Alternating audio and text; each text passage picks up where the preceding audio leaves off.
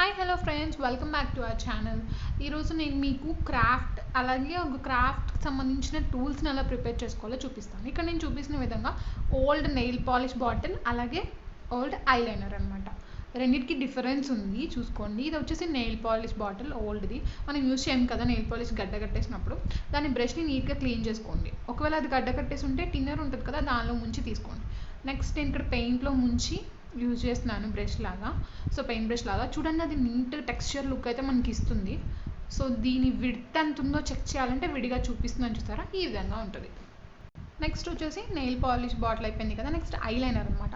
ఇది వచ్చేసి బ్రష్ కొంచెం థిన్గా ఉంది, చూసారా. సో ఇది వచ్చేసి ఏదన్నా మనం సన్నగా రాసుకోవాలనుకున్నప్పుడు థిన్గా పడాలంటే స్మాల్ బ్రష్కి ఆల్టర్నేట్గా మనం ఇది యూజ్ చేసుకోవచ్చు. అంటే పెయింట్ బ్రషెస్ ఉంటాయి కదా, వాటికి ఆల్టర్నేట్ అనమాట.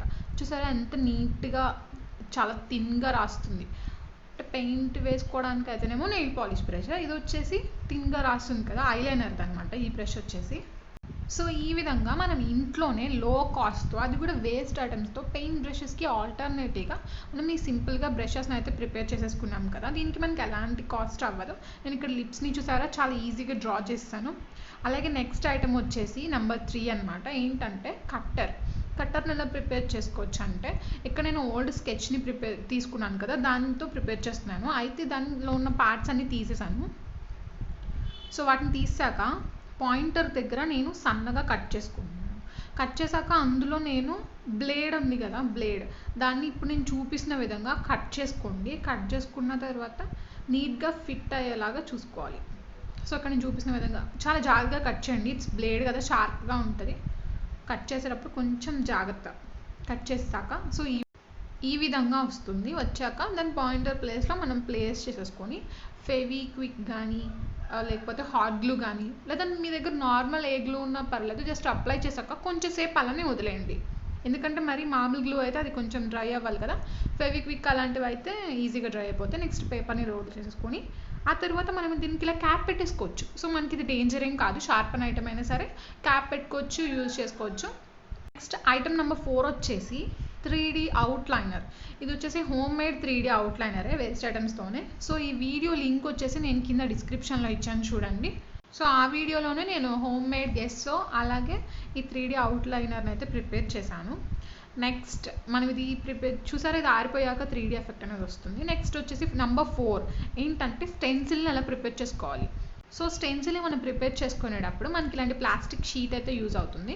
మనం ఇందాక ప్రిపేర్ చేసుకున్నాం కదా కట్టర్, దాంతో ఇలా కట్ చేసుకోవచ్చు. అంటే మనం ముందుగా ఏదైనా డ్రా చేసి పెట్టుకుంటే దాని మీద మనం ఇలా కట్ చేసేసుకున్నాం అనుకుంటే స్టెన్సిల్ అనేది ప్రిపేర్ అయిపోతుంది.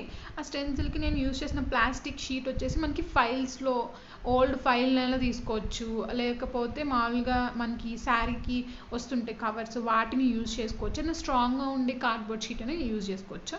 బట్ వాటన్నిటికంటే ఇది ట్రాన్స్పరెంట్ కలర్లో ఉంటుంది కాబట్టి ఫైల్ షీట్ని నేను ఇది యూజ్ చేశాను. ఇది ట్రాన్స్పరెంట్గా ఉంది కాబట్టి నేను కట్ చేసి మీకు కనిపించట్లేదేమో. నేను ఒక ఓల్డ్ నోట్బుక్ తీసుకున్నాను. ఆ ఓల్డ్ నోట్బుక్కి కవర్స్ అన్ని రిమూవ్ చేసేసి నీట్గా కట్ చేసుకునే తర్వాత దాని మీద స్టెన్సిల్ని ప్లేస్ చేశాను, చూసారా కనిపిస్తుంది ఇప్పుడు.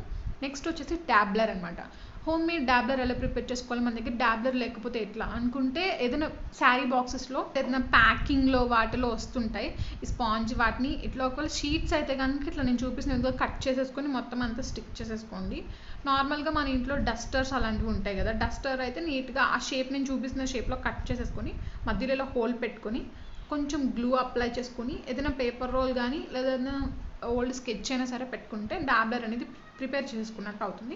ఇది కూడా లో కాస్ట్లో అయిపోతుంది. ఓకేనా, ఇలా మనం డాబ్ చేసుకోవచ్చు. సో డాబ్లర్ చేసుకోలేదు కష్టంగా ఉంది అనుకుంటే పర్లేదు. ఏంటంటే మన కింద చూపించాను కదా స్పాంజ్ షీట్, ఆ షీట్ని డైరెక్ట్గా మనం ఇలా పెయింట్లో ముంచేసి ఇలా డాబ్ చేసేస్తే ఈజీగా మన డాబ్లర్ ప్రిపేర్ చేసుకోవచ్చు. That to home made. So ఈ వీడియోలో నేను మీకు 5 ఐటమ్స్ అయితే చూపించాను. అంటే 5 క్రాఫ్ట్ టూల్స్ని చూపించాను కదా. 2 టైప్స్ ఆఫ్ బ్రషెస్, అలాగే 1 డాబ్లర్ ఐడియా, అండ్ తర్వాత stencil preparation and home made 3D outliner. ఓకేనా. నెక్స్ట్ పేపర్ రోల్స్ని నీట్గా చూపిస్తున్న విధంగా వాటికి పెయింట్ వేసేసుకొని ఆ బుద్ధ దానికి అవుట్లైన్ అయితే మనం ఇస్తే సూపర్గా లుక్ అయితే వస్తుంది. ఇక్కడ మనం white and green Buddha painting చేసాం కాబట్టి నేను ఇక్కడ ఆరెంజ్ కలర్ది నేను పేపర్ రోల్ది యూజ్ చేశాను. సో అప్పుడు కంప్లీట్ లుక్ అయితే వస్తుంది. One of the Buddha quote నేను ఇక్కడ రాస్తున్నాను. దట్ మన హోమ్ మేడ్ 3D అవుట్లైనర్తోనే నేను రాస్తున్నాను. సో ఈ విధంగా మన ఇంట్లో ఉండే వేస్ట్ ఐటమ్స్తోనే బయట మనం ఎక్కువగా కాస్ట్ పెట్టి కొనుక్కోకుండా మనం ఇంట్లోనే క్రాఫ్ట్ టూల్స్ని అయితే ప్రిపేర్ చేసుకోవచ్చు. ఇదే కాదు, బుద్ధ పెయింటింగ్ కానీ, షో పీస్ కానీ, వాల్ హ్యాంగింగ్స్ కానీ నేను డిఫరెంట్ టైప్స్లో చేశాను. సో ఆ వీడియోస్ అన్నీ కూడా మీకు కింద డిస్క్రిప్షన్లో ఇవ్వడం జరిగింది.